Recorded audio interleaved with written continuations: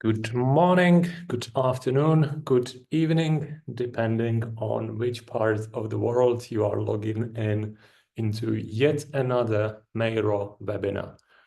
This time, the webinar is with very precious guest, Jan Kaczmarz from Data Club. Jan is one of the founding members of the Data Club, and Data Club is partner organization of Meiro. And today, Jan will talk about how to improve customer loyalty through personalized communication. And namely, he will speak about 3 crucial customer journeys that can be real game changers, though they might seem quite trivial and basic. But I'm very excited about this presentation, and I'm sure you will be very happy and very delighted to hear what Jan has to say. Jan, over to you and to our guests and listeners. If you have any questions on Jan or on Meiro, please use the chat within the Zoom application. I'm sure we will get to your questions at the end of the session, and we'll be happy to answer. Jan, over to you now. Thank you, Kyle.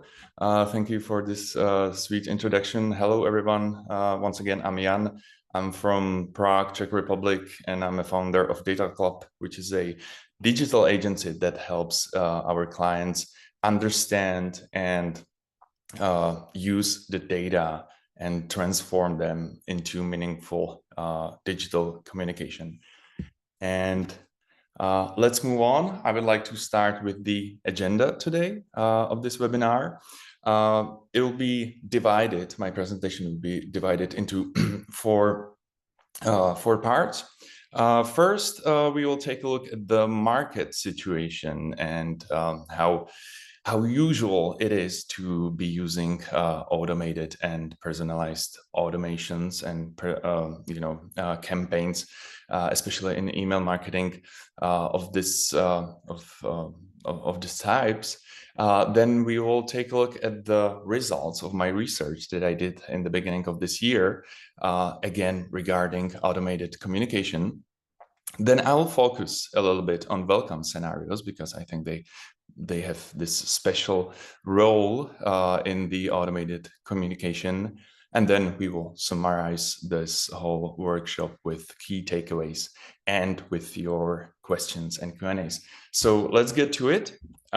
Let's take a look at the market situation, at least here in the Czech Republic, but I think we can assume that it's very similar across other markets as well. And I would like to start with this term that you can see as a headline of this slide that says powerful trio. What do I consider as powerful trio in automated emailing communication? Well, the powerful trio consists of 3 use cases. It's the welcome scenario. It is the abandoned cart or shopping intention scenario. And the third one is the post-purchase automation or follow-up. And you might be asking why these 3 should be considered as the powerful trio. And the answer to this question is pretty straightforward, because we can say that this is the minimum that is necessary to cover all the basic phases of the customer lifecycle. First, we have the welcome scenario where we start building the trust and start building the relationship with our customer. This is where we start playing the game for the loyalty, for the future loyalty of the customer. Then we have the hot part where the customer is purchasing, where the lead is being converted into the customer. And in the e-commerce world, this part could be represented by the abandoned cart or shopping intention automations. We can obviously make some transitions in this phase for, let's say, B2B business, where this wouldn't be abandoned cart, but it would be some connecting, the customer with sales representative, or if you're from financial business, it could be getting the right offer based on your needs. So there could be slight variations in this part, but let's stay in the e-commerce world for these purposes. And then we have the post-purchase, where you as a service or as a business can start building the loyalty, start helping the customer with what they bought, and et cetera. So this is the third phase. So we can divide the customer lifecycle into these three main phases, represented by these three automated campaigns.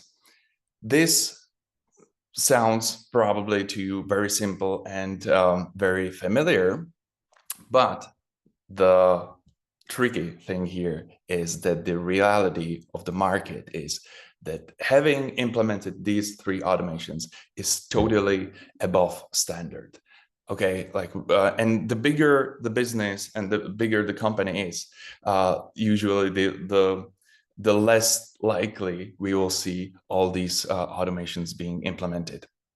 And this is our subjective experience. Then I'll back it up with the with some objective research that I did. But usually when we meet our customer for the first time and we do some audit of their communication, we see that the Power Filter has not been implemented for many reasons. So to sum this up, we can say that just by doing this, you will be very likely ahead of your competition and very likely ahead of the expectations of your customer. Now, we might be asking, what is the reason why this situation is like this? Why is this still above standard, even though we are hearing about these basic automations all the time for the last 10, 15 years maybe? And the reason, from my experience again, is usually take a break from following arguments. It is hard for us to implement tracking codes across all the websites, or we have an old CRM system and there's only one person in the company that understands it, and it's completely hard for us to have the data, use them, and maybe use them in CDP or send them into some marketing automation tool. Or it's hard for us to trigger, it's hard for us to trigger the offers or the transactional history in the real time based on what's happening in the company, and et cetera, et cetera. There's a lot of arguments like this. And so we can say that the problem that we see in many companies, and again, the bigger the company, the bigger might be the problem, that the problem is with data democratization. And many experts believe that the key challenge for upcoming years will be this topic, the data democratization. Because if you are able to democratize your data and allow access to your data to your employees and to people who need them, then you will be much more effective, much more progressive. It'll be much more easier for you to implement new innovations. So I think that besides implementing some AI culture, this might be maybe even a bigger problem or bigger challenge for the companies. And so what does it mean in reality? What do you get from data democratization or from high level of data democratization? Well, first of all, you enable access to data for your employees and to relevant data. One of the problems could be that different teams within the company look at the data differently. They evaluate the revenue of the campaigns differently and things like that. So you connect the view at the data across the whole company. The teams will collaborate better. It will be easier for them to cooperate, and in general, you will create an environment for easy data usage and for better decision making, not based on hypotheses or guesses, but based on relevant, informed data.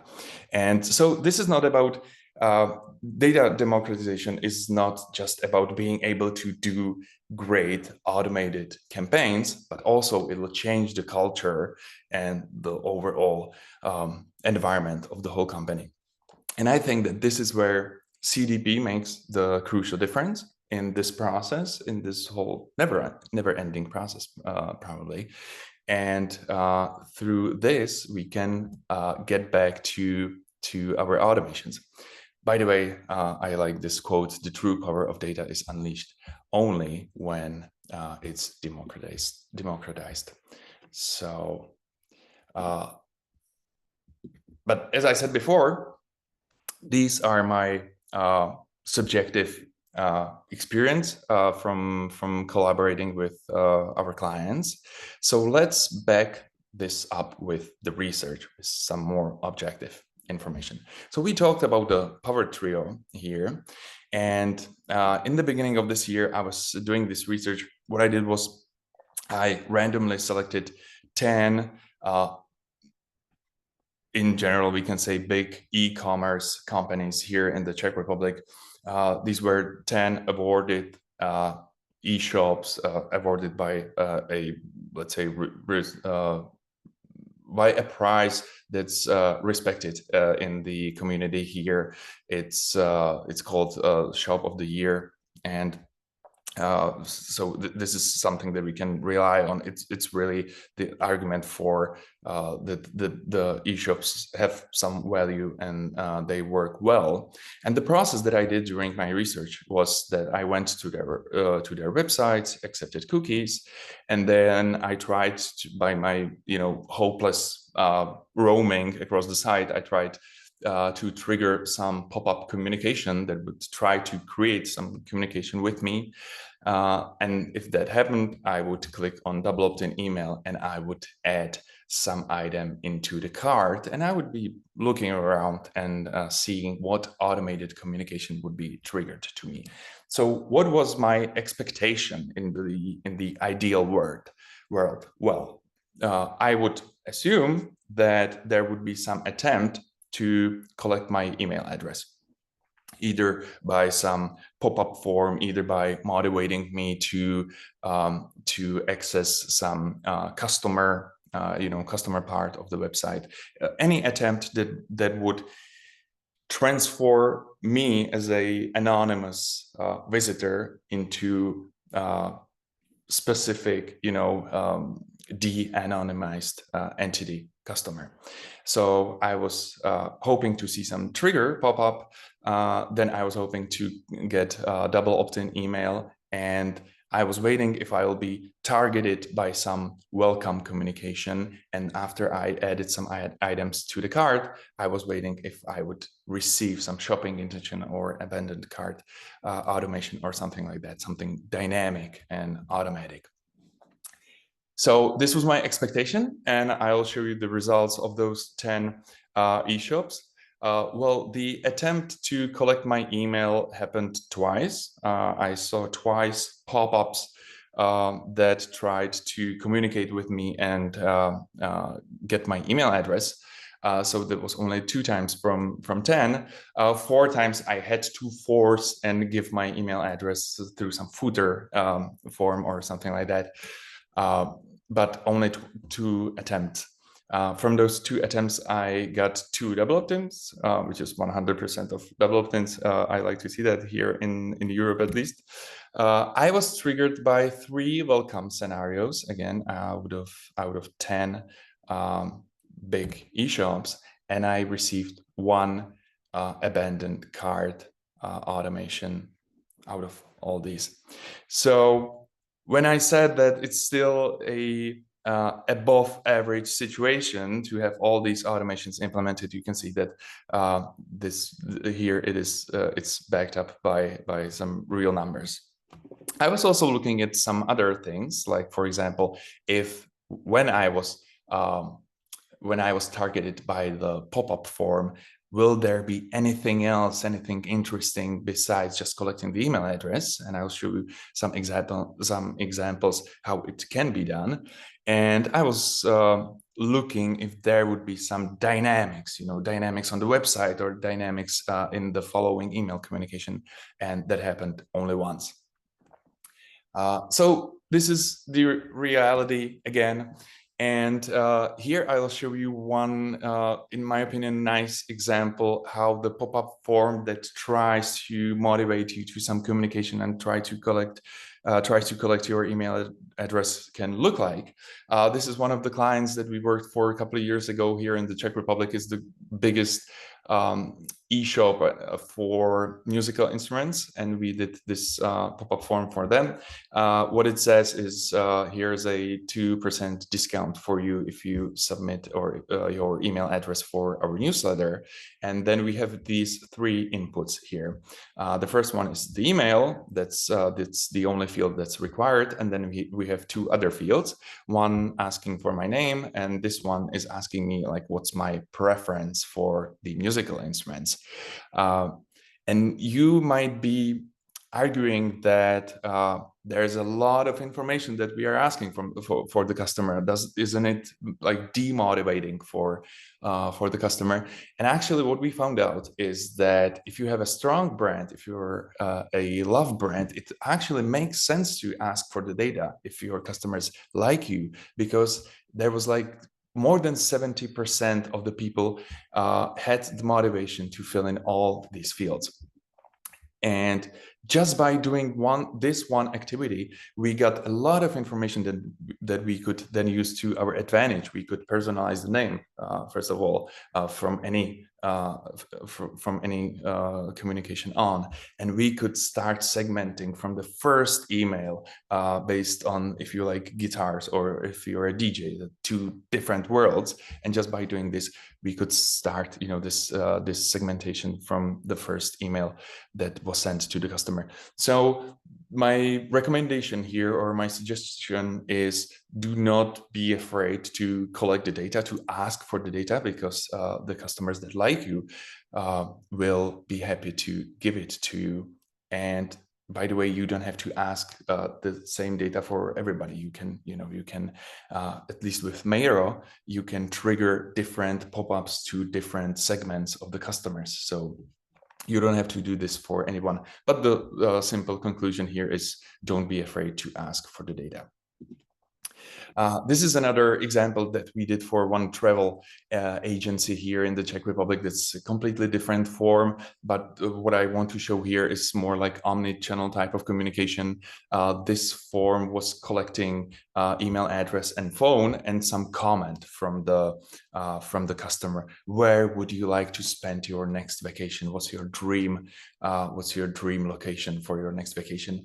And the people were actually they very likely wanted to share their dreams and their ideal vacation, and then we could easily follow up on this information with, for example, with the call center. So we could turn this digital de-anonymization of the customer into one-to-one, very customer-oriented communication in the future. So these are some of the strategies that worked for us very well. And here I would like to tell you now why I want to focus on the welcome scenarios so much, why I think that this is that important. And there are 3 points of view how to look at it and how to answer this question. There's the communication perspective, the business perspective, then we can talk about some data and personalization perspective, and then the de-anonymization process. So let's go one by one, why I think that these welcome scenarios really matter. And so the first perspective would be the communication point of view. And I think that if you are, besides, if your motivation isn't only to get or to sell the product, but if it's also to build the brand and build the relationship, not only based on the purchases, but based on the on some more emotional things and emotional topics, then the first impression really matters. The first moment, the first time that the customer comes to your website, from the first second, you are fighting for the future loyalty, for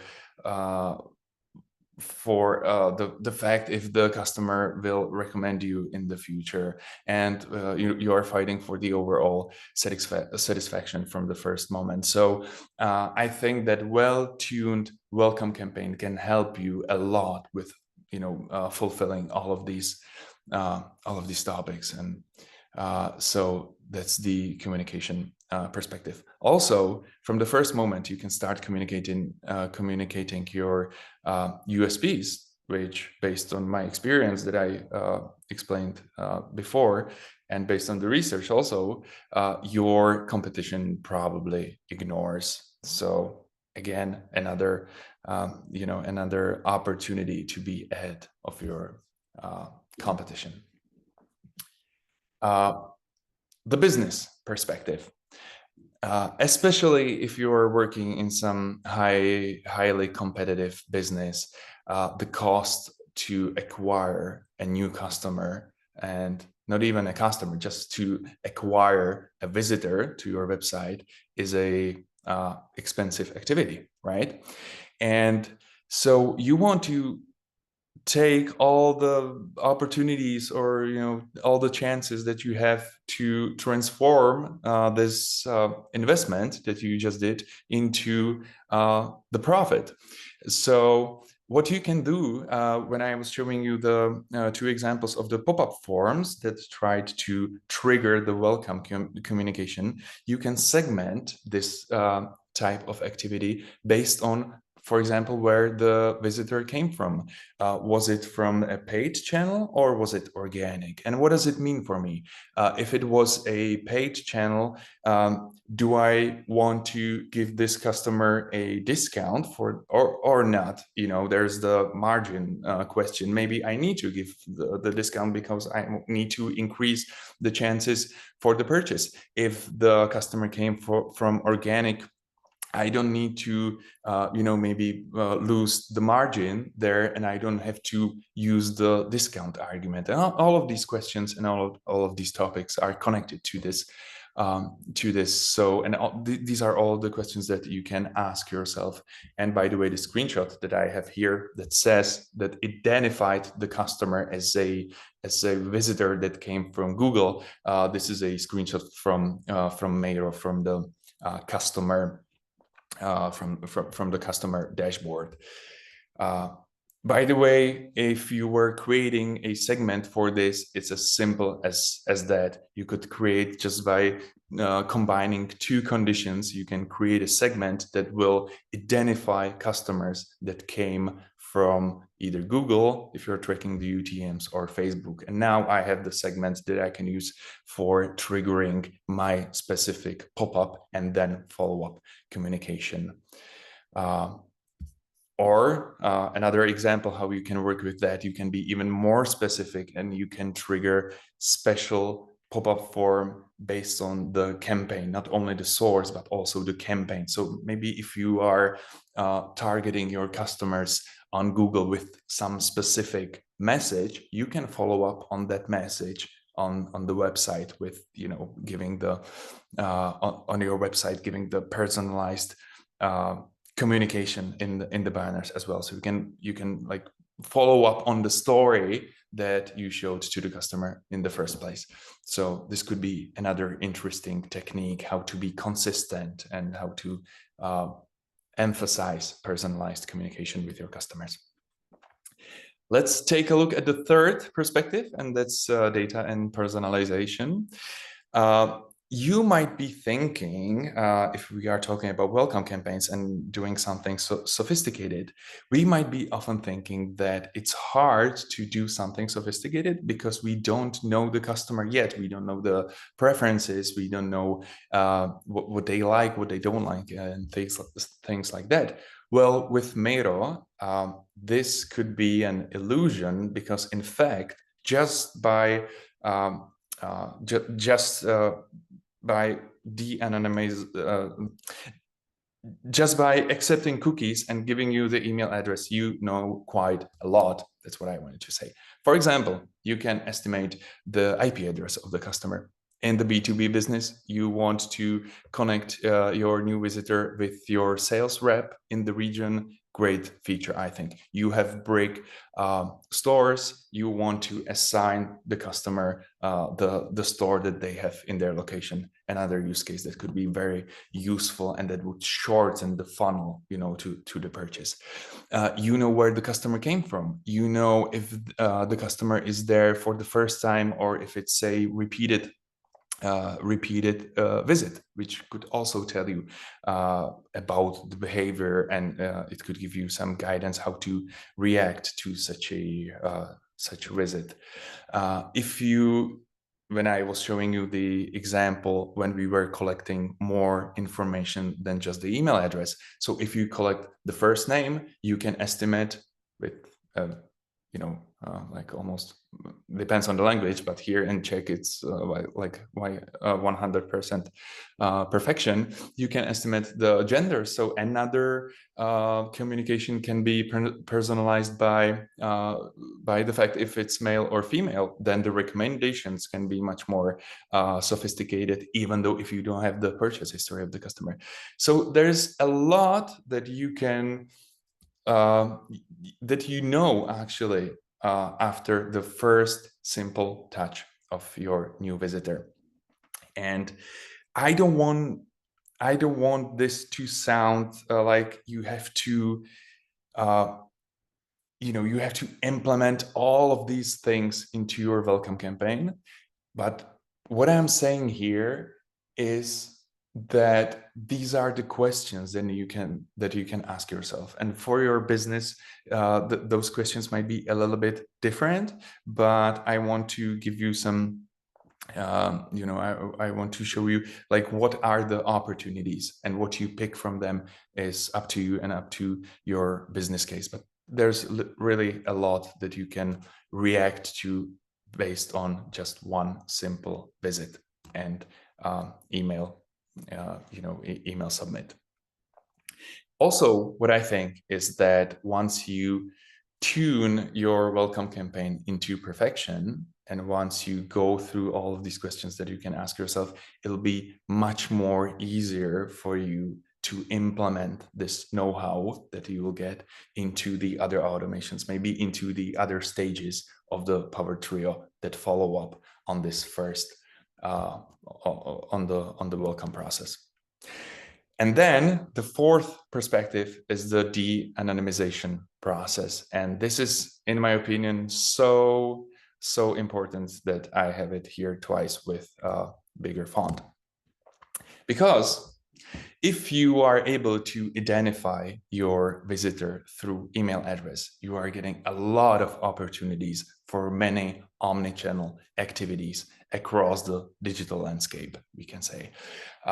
First of all, you can identify that this entity, this visitor that came to your website, is someone who already has historical purchases. You can assign these historical purchases to this visitor, and from the next click, you can personalize the content of the website. For example, if you are a B2B business, it will be it can be extremely valuable for you to see that some specific company is on your website, and maybe there's a different colleague, different contact for you that changed there, and you want to react to this fact because you can see that from the email domain. For example, you can create this cross-channel connection between the website, the offline world, and, for example, app. So there's another opportunity how just one email address can connect all these, touch points together. You can start retargeting this customer based on the email address, and you're getting much more match rate potential than by retargeting just by Google ID or Facebook ID or something like that, by tens and tens of percent, you're increasing the chances that you will be able to retarget this customer on platforms like Google or Meta and others. If someone submits their email through desktop, and you send an email to their mobile phone and they click on it, you are creating this customer identity with all the cross-device tracking. So it'll be easier for you to track the future activities. Email addresses give you great opportunity for A/B testing. And last but not least, you can send the email to the customer. Besides all of these other activities I just mentioned. So we can see, and this is a screenshot from my identity graph from Meiro. This is my email address right here in the middle. And what we can say is that email address is it's still in like the center of the digital universe, and all of these touch points can be associated and somehow connected to the email address, which is pretty much a key to the digital world.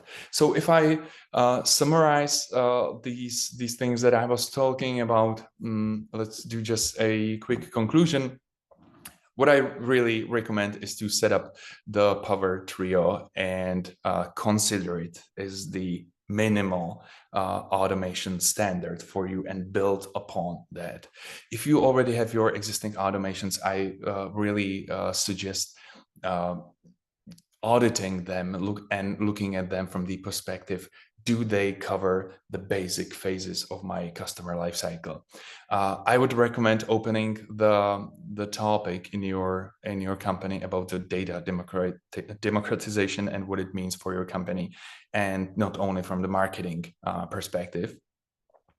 Set up your welcome campaign and make it as good and as sophisticated as possible, and create your own standard for other communication that follows up on that. Try to actively turn anonymous visitors into identified customers, but with the strategies that I mentioned before.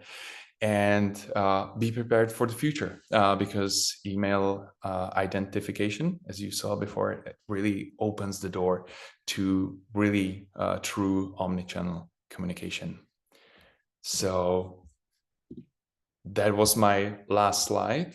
Thank you for your attention, and I think we are ready for your Q&As if there are any questions.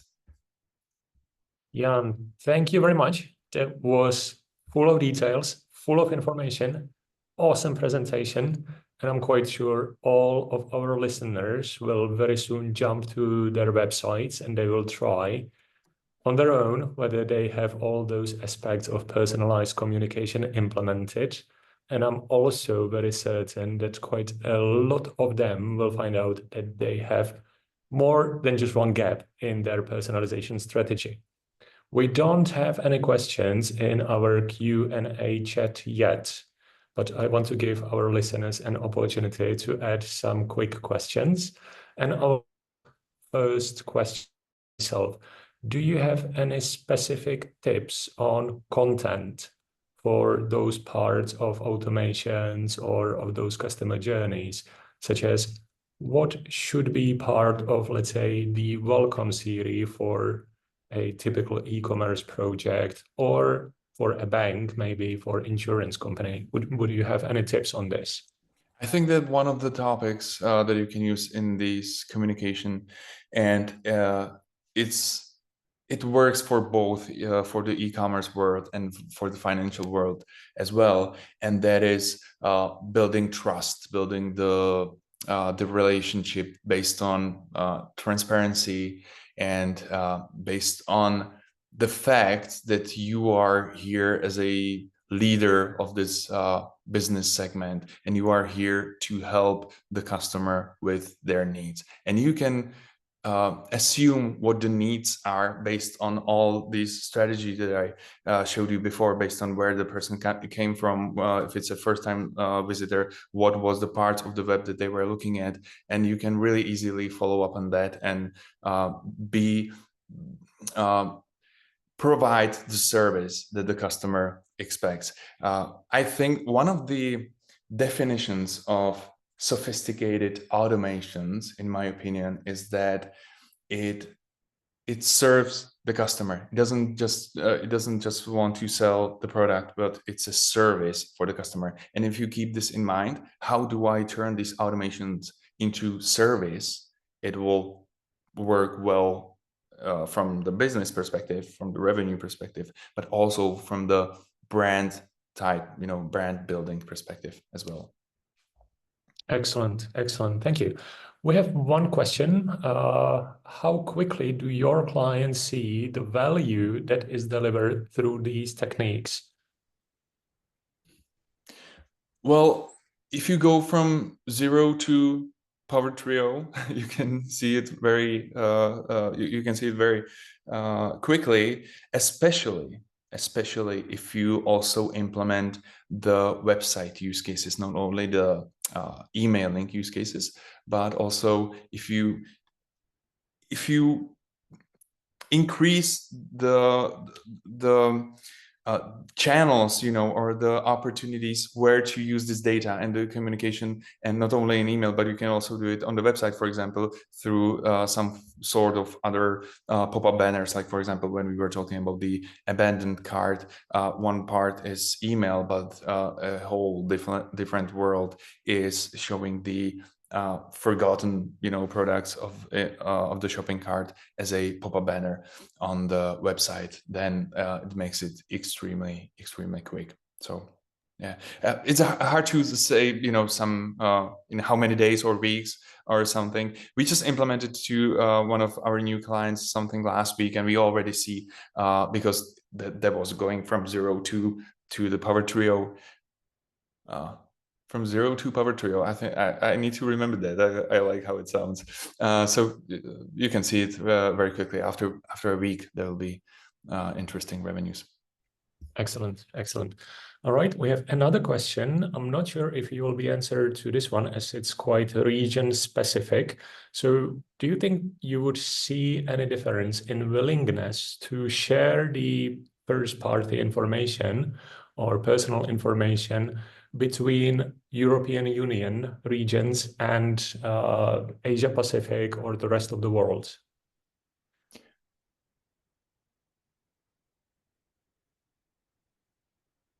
That's an interesting question. I think we are not talking about the like legal part, right? We are talking about the customer Just expectation imagine, part. Imagine a simple scenario that you will display a pop-up banner collecting the first party, zero party data in European Union and in Asia Pacific region. The best answer to this, and it really works, and I recommend this to everyone. Let's test it. And if you have Miro, or if you are considering using Miro, you have thousands of opportunities to test all these hypotheses. Like, for example, you can, as I mentioned before, you can trigger different communication to different segments. You can, for example, in the morning, you can be showing something different than in the evening. So based on the time frame, you can do different things. And so I would test these. I would test these ideas and find answers, again, based on data that I will receive from the customer behavior.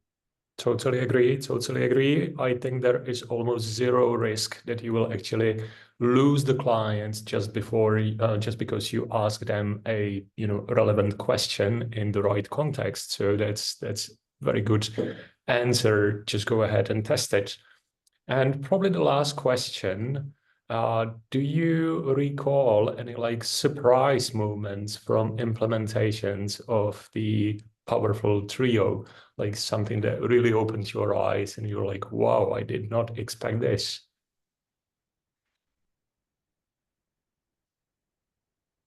I'm trying to think of something surprising or something special.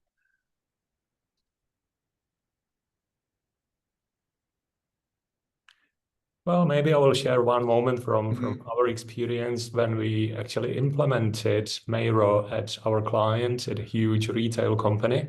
They already had abandoned basket in place, but just by implementing Mairo and having proper identity resolution in place, we actually improved the addressable audience 4 times.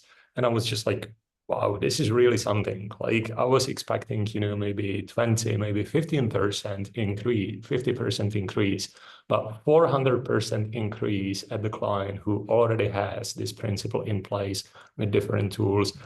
That was like a real gotcha moment for me.